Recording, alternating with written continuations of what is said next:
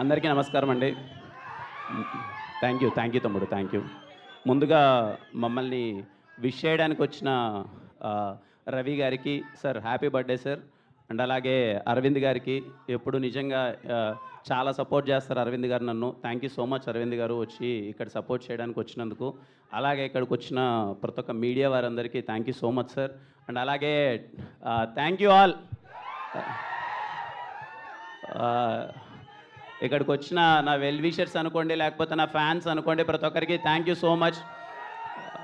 I'm so happy.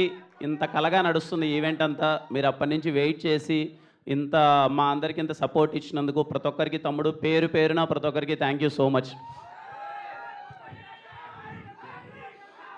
ఏం తమ్ముడు ఏంటి మాట ఇస్తున్నా తమ్ముడు, కాన్ఫిడెంట్ హ్యాట్రిక్ కొడుతున్నాం. మా టీం అందరికీ ప్రతి ఒక్కరికి పేరు పేరున థ్యాంక్స్. నిజంగా ఏ ఈవెంట్ జరిగినా చెన్నై లవ్ స్టోరీ ఇంత పాజిటివ్గా, ఇంత వైబ్గా, ఎందుకంటే మా ప్రొడ్యూసర్స్ ఎక్కడా వెనకాడట్లేదు సినిమాని తీసుకెళ్లే విధానంలో. Thank you so much sir. SKN గారికి, సాయిరాజ్ గారికి, మా ధీరజ్ అన్నకి. ప్రతి ఒక్క ఈవెంట్ ఇంకా ఏదో చేద్దామని చెప్పి ఈవెంట్కి వస్తుంటే తెలియని ఒక పాజిటివ్ ఫీలింగ్ వస్తుంది సార్.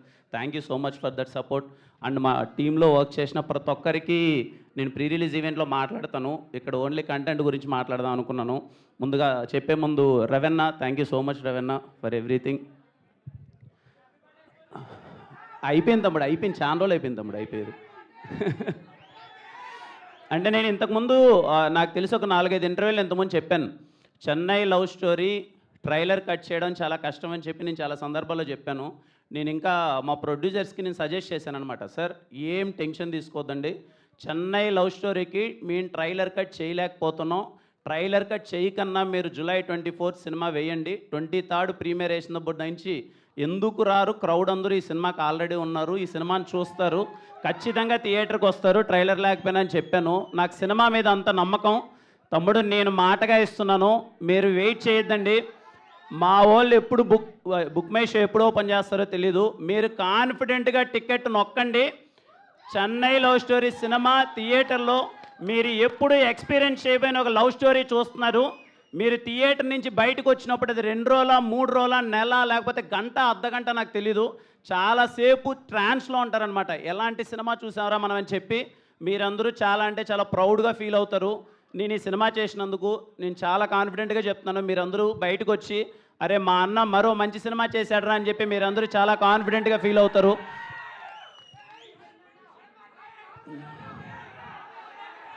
తమ్ముడు థ్యాంక్ యూ తమ్ముడు, థ్యాంక్ యూ.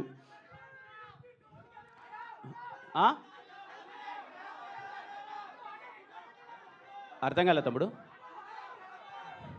సరే తమ్ముడు, అంటే వాడు బాగున్నాడు తమ్ముడు, వాడు బాగున్నాడు. Thank you. అంటే